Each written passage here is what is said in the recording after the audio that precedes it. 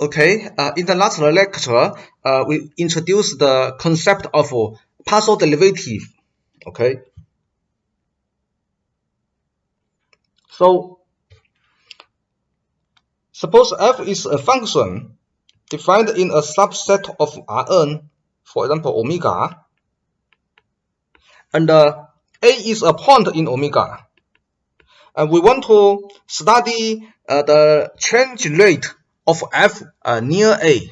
But because f can change along so many directions, so we need to fix some direction. So the rate of change of f at this point A along the direction EI. EI is 0, 1. 0. The ith component is 1. Other components are 0, such a unit vector in Rn. So the rate of change of f at this point A along this direction. How to study this rate of change? This is a very general idea. Define a new function phi phi t equal f a plus tei. That is except the ith variables, the other variables are fixed. Okay, which is f a1, ai minus 1, ai plus t, ai plus 1, an. So this is one variable function generated from the given n variables function f. Okay, so the partial derivative of f at this point A, which leads back to xi, the ith variable. Okay, this is defined very easily, defined by the derivative of a single variable function phi. Actually, it's phi 0. Okay, you might also write this as t equal goes to 0, fa plus tei minus fa divided by t. Okay, this is the the partial derivative of f at this point A. As we know, the derivative of phi at t equal to 0 only depend on the behavior of phi near 0. Depend only on phi near 0, t equal to 0. Therefore, to study the partial derivative of f at A, because when t near 0, a plus tei is near A. If t is very close to 0, that is the absolute value of t is very, very small. So the a plus tei here is very close to A. So in other words, this is the purpose I want to emphasize here. That is to define or study the partial derivative at this point A. We only need to assume, we only need f to be defined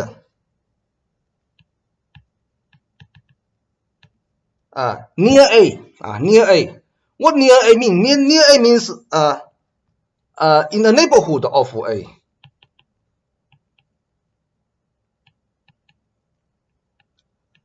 For some small r. This is very important. This is the reason why when we define the partial derivative, we assume that f is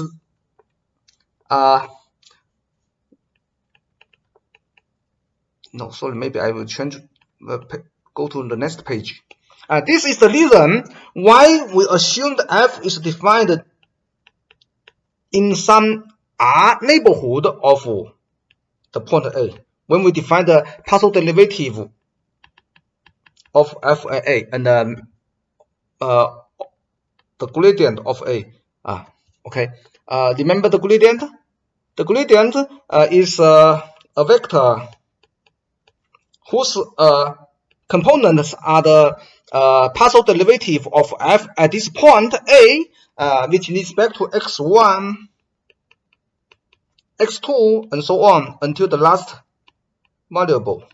So this is the gradient, which is a vector in Rn. Okay. So this is what we studied. What we have introduced last time. Today we will show you how the partial derivative can be used to study some behavior of our function. In our study of single variable calculus, we see that the derivative is very useful in study the behavior of functions. Now we will generalize the idea to multivariable functions. Okay, so we assume that f is a function defined in some R neighborhood of the point A. So if h is very small, that is to say the norm of h is very, very small. We might use this notation, far more small than 1. Okay, this means very small. Then when h is very small, a plus h will remain in the R neighborhood of A. Okay, so this is A. This is the R neighborhood of A. Then A plus h is here. This is h, and this is A plus h. Okay, so the value of f A and A plus h. For every h, we can consider the difference, right? This depends on h. So we have a function h. The value of h, the new function at h is the difference of the value of f at A plus h and A. Okay, so this is nonlinear in general.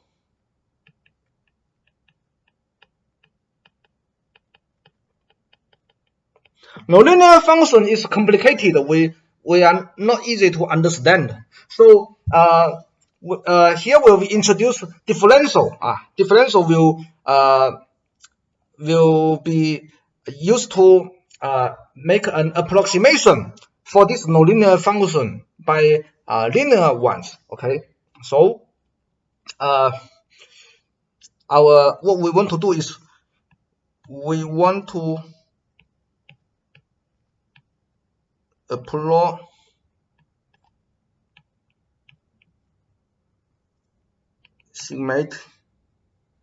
this nonlinear function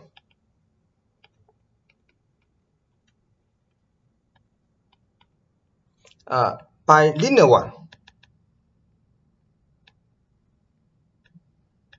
Okay, this is the idea.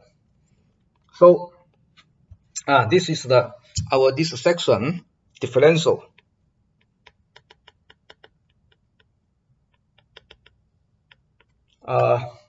So the definition is this. Suppose f is defined in some R neighborhood of A. Then, as we said before, if h is small, then A plus h will be lies in the R neighborhood of A. Therefore, f A plus h, the value of f at A plus h makes sense. Okay, so so the difference f A plus h minus f A will change when h values. Okay, but if h goes to 0, how about this? The local behavior of this. Okay, so this is the situation. Suppose our our f is such a function, and if there exists some vector lambda in Rn such that as h goes to 0, fa plus h minus fa equals lambda, the inner product or scalar product of lambda and h.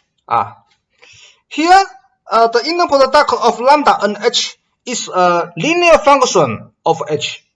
Okay, so this equality means that we use this linear function to approximate the nonlinear function on the left-hand side of this equality. But because the left-hand side is nonlinear, while the right-hand side is linear, this could not be equal.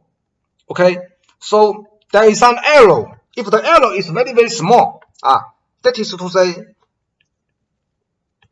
the error is a higher order term of h. In this case, this means, maybe you are not familiar with this notation. I will tell you. This means the limit when h goes to 0, fa plus h minus fa minus the right hand side, the main part of the right hand side, then divided by the norm of h. You could not divide by h because h is a vector in Rn. You could not put an h in Rn in the position of a denominator. Okay, so you need to take norm of h. Okay, so if this limit is 0, this is the meaning of the previous. This is the meaning. This limit is 0 is the meaning of the previous equality. Okay, the meaning of this equality. Okay, so given a function f defined near a, which means f defined near an R neighborhood for some R of a. If this condition is satisfied, we say that f is differentiable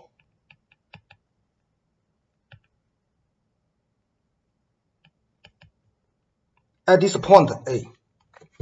Okay, this is the definition of differential, differentiability. Okay, so this lambda, because lambda is in Rn, we can assume that lambda is lambda 1, lambda n. Okay, and this h, we can also write the components of h by dx1, dxn. H is also a vector in Rn, so h has n components.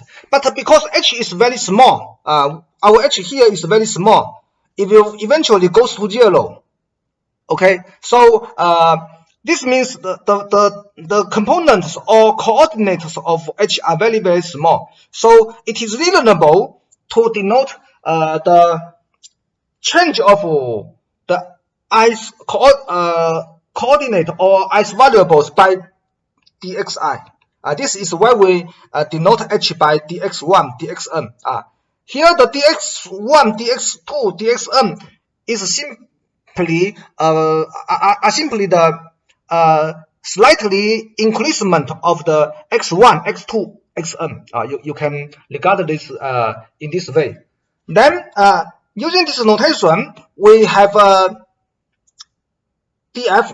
We can define the df. df is the inner product of lambda and h, which is lambda 1 h1 plus lambda n hn. Okay, this lambda h is in the definition of differentiability here. This lambda h, using our component of lambda and h, our convention is that the component of H is denoted by dx1, dx2, dxn. Okay, so then our df, that is lambda, the inner product of lambda and H, is exactly this sum of this n multiplication. So this is called this is a good approximation. This is a good approximation of fa plus h minus fa, right? Because the arrow is simply a higher order term of the norm of h here. The arrow is here. You see, the arrow is here. Okay, this is a very small quantity. So lambda h, that is our df here, is a very good approximation of fa plus h minus fa. So this is the, so in other words, we can write fa plus h minus fa almost equal to df. Okay, so this is called the differential. df is called the differential of f at this point A. Okay,